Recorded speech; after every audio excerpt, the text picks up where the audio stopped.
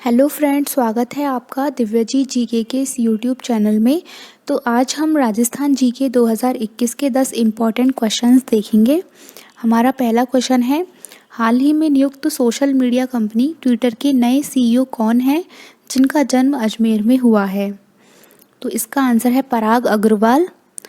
तो पराग अग्रवाल को ट्विटर का सीईओ बना दिया गया है। इससे पहले सीईओ थे जैक डॉर्सी।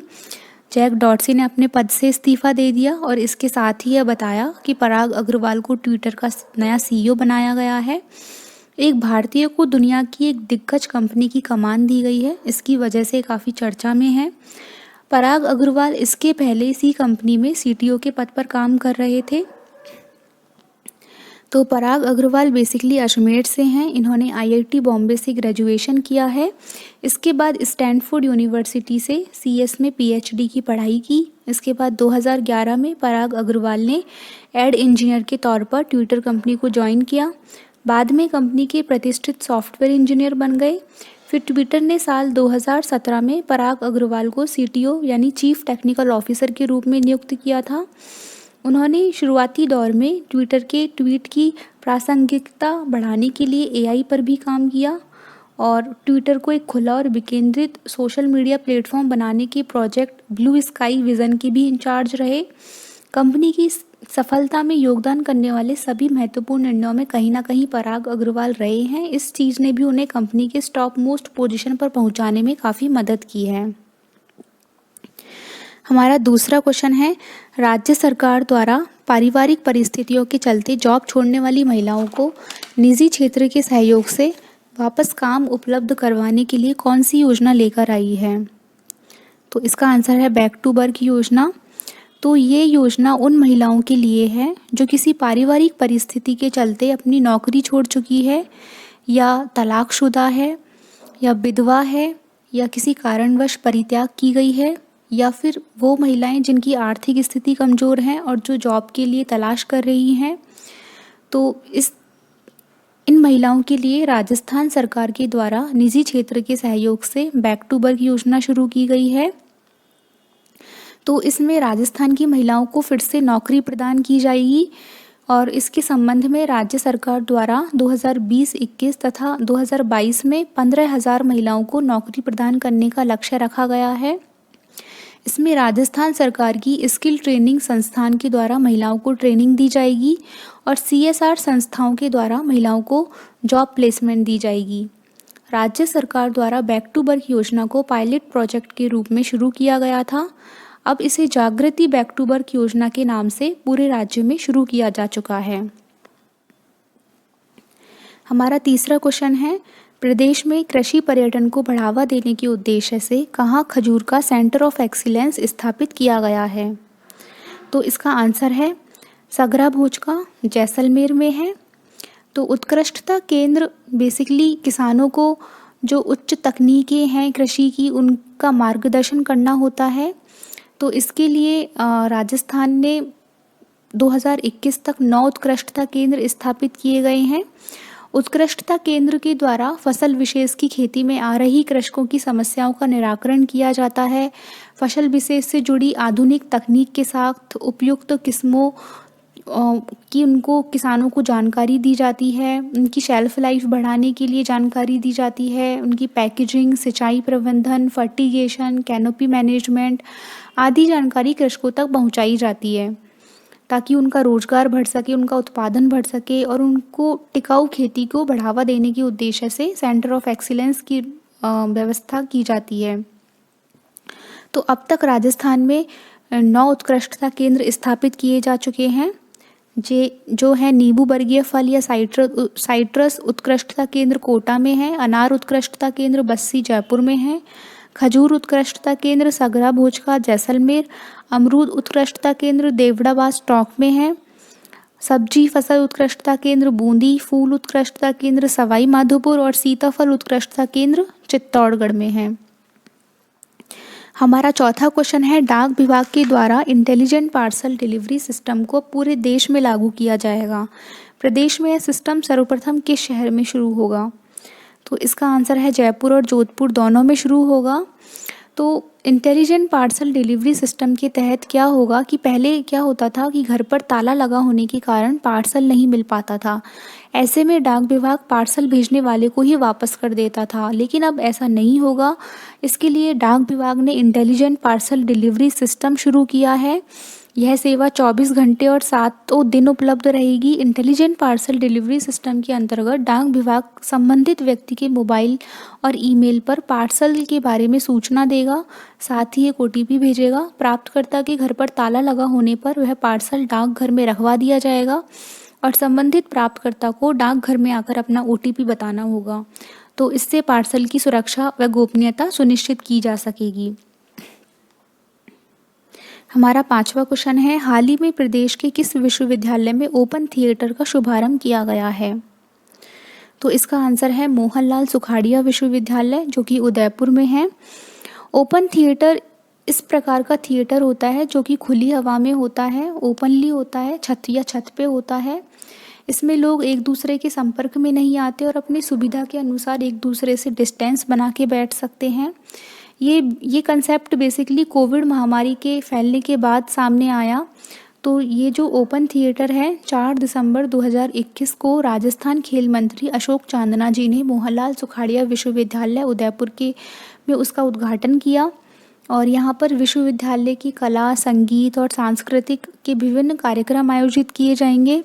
साथ ही 26 नवंबर 2020 को राजस्थान के राज्यपाल कलराज मिश्र ने इसी विश्वविद्यालय में प्रदेश के पहले संविधान पार्क का शिलान्यास किया और 26 नवंबर 2021 को संविधान दिवस पर इस पार्क का लोकार्पण किया। हमारा 6वां क्वेश्चन है, राज्य की पहली किसान रेल कहाँ से चली है, जो बेहता स्टेशन जो कि असम में है के लिए रवाना हुई? तो इसका आंसर है अलवर से चली। किसान रेल के जरिए पहली बार अलवर के प्याज असम भेजे गए। यह शुरुआत ही उत्तर पश्चिमी रेलवे के द्वारा की गई। तो ऐसा राजस्थान में पहली बार हुआ है जहाँ पे होने वाली प्याज को ट्रेन से किसी दूसरे राज्य में भेजा गया। तो अलवर के 220 टन लाल प्याज को यहाँ के किसान व्यापारियों ने सीधे असम के व्यापारियों को भेजा, जो करीब 1836 किलोमीटर दूर हैं। और वहाँ पे जो भाव खुलेगा उसी के अनुसार किसानों को दाम मिलेगा। और इसके लिए जो किराया आया था 10 लाख रुपए का आया था, लेकिन उनको किसान रेल योजना के जरिए 50% की सब्सिडी दी गई, मतलब कि 5 लाख रुपए ही उनके लिए किराया होगा। और यह किसान रेल से सस्ती दरों पर कृषि उत्पादों और ख़ास तौर से जल्दी ख़राब होने वाले उपज के परिवहन में मदद मिलती है। साथ ही यह पहल किसानों को इनकी फसलों का उचित मूल्य दिलाने में भी सहायक साबित हो रही है। और जो बहुत जल्द ख़राब होने वाली चीज़ें हैं उनको किसान रेल के रेफ्रिजरेटर कंटेनर में ख़राब होने से बचाने में भी मदद मिलती है। हमारा 7वां क्वेश्चन है, राजस्थान सरकार द्वारा उड़ान योजना की शुरुआत कब की गई? तो इसका आंसर है 19 नवंबर 2021 को। तो यह योजना की शुरुआत मुख्यमंत्री अशोक गहलोत जी ने पूर्व प्रधानमंत्री इंदिरा गांधी के जन्मदिन के अवसर पर यानी 19 नवंबर को की थी। और इसके लिए मुख्यमंत्री ने 200 करोड़ रुपए का बजट पास किया है। तो इस योजना के अंतर्गत राजस्थान की सभी महिलाओं को मुफ्त में सैनिटरी नैपकिन दिए जाएंगे। यह योजना पहले सिर्फ स्कूल के छात्राओं को लाभ देती थी, लेकिन अब योजना का दायरा बढ़ा दिया गया है और अब राज्य की सभी महिलाओं को इसका लाभ दिया जाएगा। यह योजना राज्य की सभी महिलाओं के स्वास्थ्य के प्रति जागरूक करने के लिए है, जिससे उनका बहुत से रोगों से बचाव होगा और स्वास्थ्य भी बेहतर होगा। इसके लिए योजना की जानकारी देने के लिए समय समय पर अलग अलग जागरूकता अभियान चलाए जाएंगे ताकि सभी महिलाओं को इस योजना की जानकारी मिल सके। और सरकार ने राज्य के सभी विद्यालय, कॉलेज और आंगनवाड़ी केंद्रों को नोटिस जारी करके योजना की शुरुआत चरणबद्ध तरीके से करने के लिए भी कह दिया है। इसका लिए जो नोडल विभाग होगा वो होगा महिला अधिकारिता विभाग, और इसके लिए ब्रांड एम्बेसडर भी नियुक्त किए जाएंगे इसको प्रभावी क्रियान्वयन के लिए, जिसमें राज्य स्तर पर 2 एवं जिला स्तर पर 1 ब्रांड एम्बेसडर होगा। इसके साथ ही योजना से जुड़े हुए सभी ब्रांड एम्बेसडर और विभाग, स्वयंसेवी संगठन जो भी अच्छा कार्य करते हैं उन्हें सरकार के द्वारा पुरस्कार भी दिया जाएगा। और इसके लिए योजना से संबंधित शिकायत या जानकारी के लिए एक हेल्पलाइन नंबर भी जारी किया है, जो है 181 यानी 181। हमारा 8वां क्वेश्चन है, प्रधानमंत्री फसल बीमा योजना का लाभ लेने में प्रदेश का कौन सा जिला पूरे देश में तीसरे स्थान पर है? तो इसका आंसर है चूरू। तो इस योजना के माध्यम से किसानों को किसी भी प्रकार की आपदा के कारण हुए फसल के नुकसान पर बीमा प्रदान किया जाता है। और योजना में केवल प्राकृतिक आपदा जैसे कि सूखा पड़ना, ओले पड़ना आदि ही शामिल हैं। यदि किसी और वजह से फसल को नुकसान होता है तो बीमे की राशि नहीं दी जाएगी। इस योजना का कार्यान्वयन भारतीय कृषि बीमा कंपनी के द्वारा किया जाता है और इस योजना के अंतर्गत किसानों को खरीफ की फसल का 2% तथा रबी की फसल का 1.5% भुगतान बीमा कंपनी को करना होगा, जिस पर उन्हें बीमा प्रदान किया जाएगा।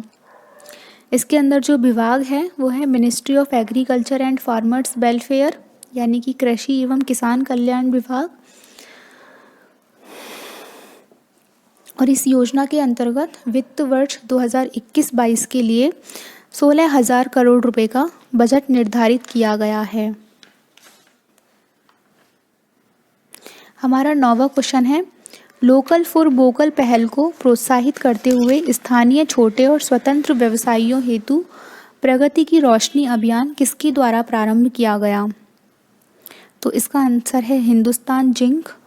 हिंदुस्तान जिंक के द्वारा यह अभियान प्रारंभ किया गया। लोकल फॉर वोकल का उद्देश्य है देश की अर्थव्यवस्था को मजबूत करना और आत्मनिर्भर बनना। तो ये पहल पीएम नरेंद्र मोदी ने स्टार्ट की थी। देश की जनता से आत्मनिर्भर बनने का अनुरोध किया था और कहा था कि दूसरे देशों के उत्पादों पर निर्भर होना बंद कर दें, खुद से ही देश में चीज़ों का उत्पादन किया जाए और भारत के लोग इन उत्पादों को ही खरीदें। दरअसल यह कोरोना काल के दौरान देश को लोकल बनाने का सबक मिला, जब भारत को पीपीई टेस्टिंग किट व अन्य चीज़ों के लिए दूसरे देशों पर निर्भर होना पड़ रहा था। तो कोरोना के दौरान लोकल उत्पादों की अहमियत समझ में आई और सरकार ने देश को लोकल फॉर वोकल बनने की तरफ कदम उठाया। तो हिंदुस्तान जिंक का जो प्रगति की रोशनी अभियान है, सभी लोगों को दिवाली के त्यौहार पर सभी से स्थानीय खरीदारी करने तथा इसे सभी के लिए लाभदायक बनाने के लिए प्रोत्साहित करता है। यह अभियान एक वीडियो के माध्यम से प्रस्तुत किया गया, जो कि दर्शकों से स्थानीय विक्रेता और जो स्टॉल होते हैं उनसे दिवाली के सामान और उत्पादों को खरीदने के लिए अपील करता है।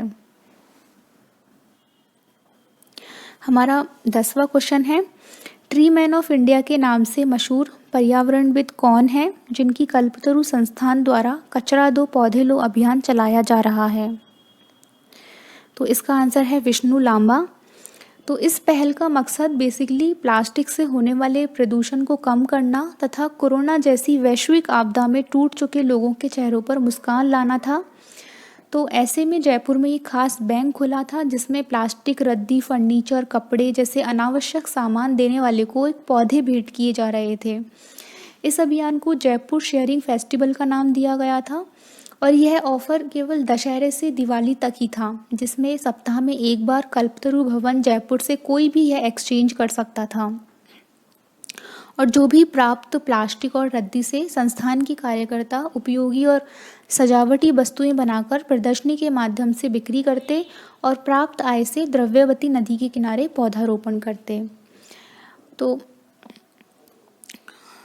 ट्री मैन ऑफ इंडिया के नाम से मशहूर पर्यावरणविद विष्णु लांबा श्री कल्पतरु संस्थान के अध्यक्ष हैं और इस कल्पतरु संस्थान की ओर से शुरू किए गए इस अभियान से संयुक्त राष्ट्र पर्यावरण कार्यक्रम के जो प्रमुख हैं एरिक सोलहेम, वो भी जुड़े हुए हैं।